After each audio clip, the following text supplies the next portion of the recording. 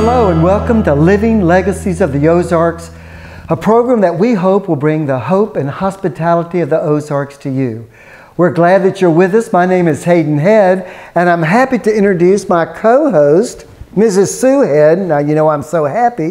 Sue, how are you doing? Well, I'm doing great. I'm especially happy today because we are in the Star Schoolhouse located on the campus of the College of the Ozarks. And we are very excited about our guest today. Her family has a lot of history in this area, and she is a good friend of ours. So let me introduce Becky Roberts. Becky, can you tell us a little bit about you and your family in this area? Well, Sue, I grew up in Forsyth and have always lived there.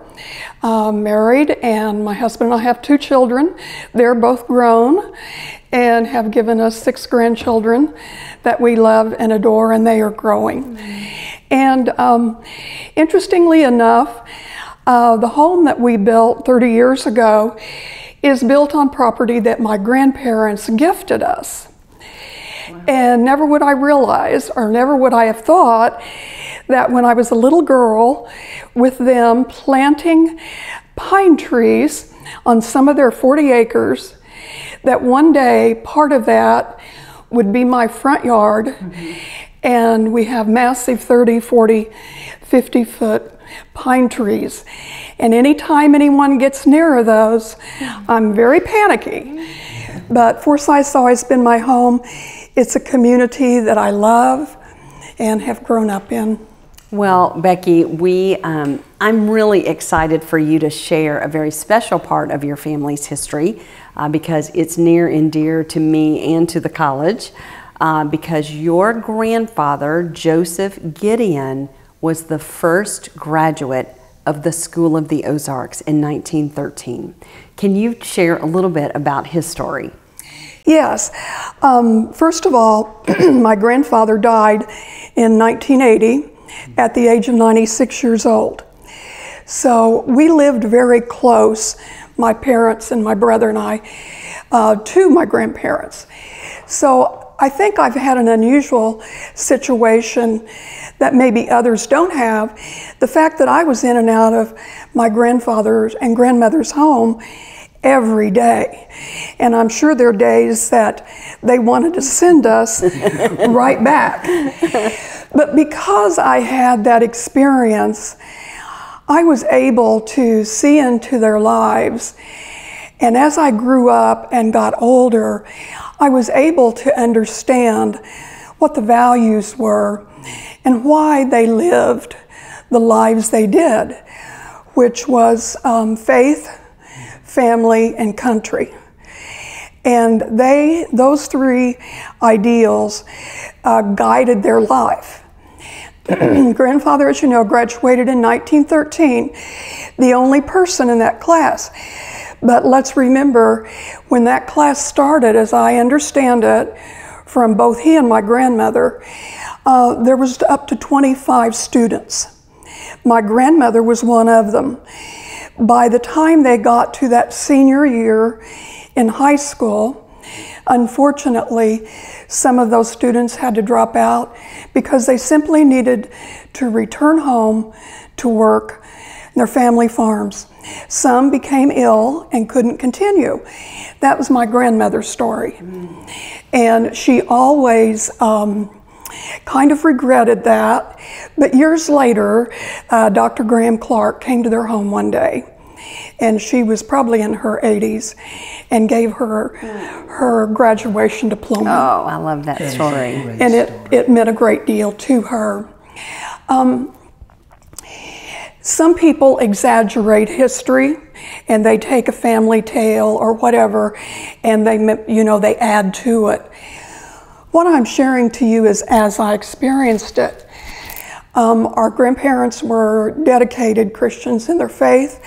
My grandfather learned a great deal coming to the School of the Ozarks, which of course was founded by a Presbyterian minister. And he became a part of that faith all throughout his life. He After graduating from School of the Ozarks, he and my grandmother got married in, I believe, 1915. And they lived in Forsyth, the old town of Forsyth, which is where the current location of Shadow Rock Park is.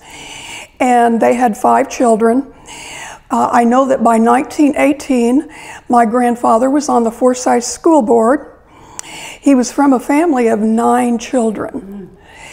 And going back just a moment, it's hard to realize, but he was almost 29 years old when he graduated high school, that being at the School of the Ozarks. And that being because education was so important to him. He knew what struggles his family and families around him went through, and he wanted to better himself, and he felt the only way to do that was education. So they carried the principles, going back to their family, they carried those principles and values in our family all during their lives. They were married 67 years when my grandfather passed, and my grandmother lived another about 14 months. She was about 9 years younger than him. But I can tell you that going to church on Sunday morning, they never missed until they got to a point that their age kind of prohibited that. But going to church on Sunday morning was something you didn't even, that was just your routine. That was your duty. And my grandmother was extremely strict about, you do not work on Sunday. To the point that I remember as a child, my dad was in the construction business. And one Sunday he worked because it rained all week and he had to squeeze in a day.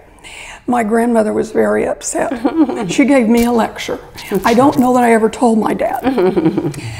But at family gatherings, one of the things you might find interesting at especially Christmas, their home was there in Forsyth where the O'Reilly Automotive is now. And they had a large old oak buffet. There was always a compote, a large glass compote filled with candies.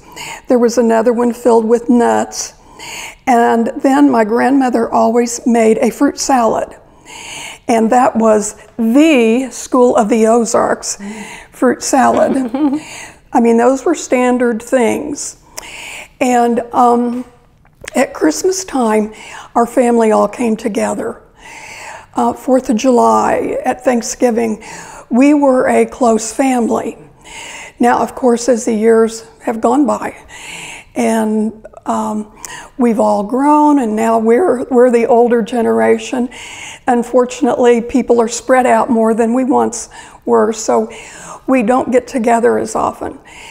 But I can say for myself, the experience I had with them and the way they lived their life was an example to me.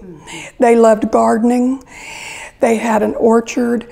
They drove to Ozark back in those days and bought trunkfuls of pine trees and planted them. They were very, very dedicated war moms and dads during World War II.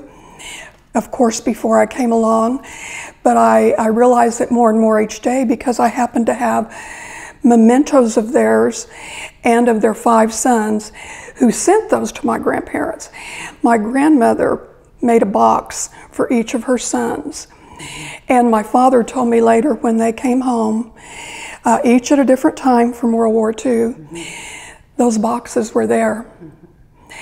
And that brings up a really interesting thing, and this is very emotional. When my father, he and his twin brother were in Germany, they were in the 16th Armored Division, and they were able to remain together. Now, they do not do that anymore, but they were twins. They were in the same tank and together all during World War II. They were in Le Havre, France. They were in Czechoslovakia. They were in Pilsen, Germany. And my father always has taken a lot of pictures, even then. So we have some of those. My father was one of the last ones to come home. By that time, my grandfather, Joe, was prosecutor, was trying a case in Old Forsyth in the courthouse. They knew at what time, or they knew the approximate day that my father would arrive, but no other details. So my father came into town on a bus from Springfield, and when he got in town, he said he saw his father's Buick parked in front of the courthouse. So he went over, and he learned that his dad was in court. And so my dad set his suitcase outside the door of the courtroom, and he quietly slipped in and sat on the back row. I do not remember who the judge was that was overseeing this trial, but a point came, and the judge said to my grandfather, who had not noticed this, he said, "Mr. Gideon, there's someone in this courtroom you want to see." And of course, my dad was in uniform. And so the judge called a recess.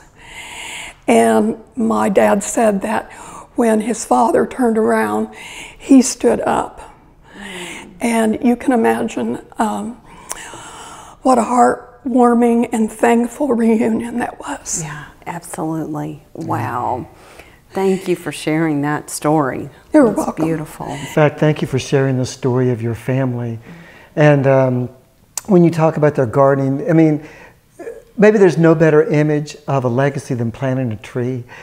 You know, when you talk about them with their orchard and the pine trees, and clearly the values that they held on to and that you and your family continue to hold on to. I mean, that's what legacy is all about. Well, and there are deep, deep roots of your family in this area, and we're so grateful that you took the time to visit with us today and tell us a little bit of your story. You're welcome. Thank you for having me. Absolutely. Thank you, Becky. Thank you You're for welcome. sharing your story and your family. And thank you for joining us here at Living Legacies of the Ozarks. We hope you have a great day.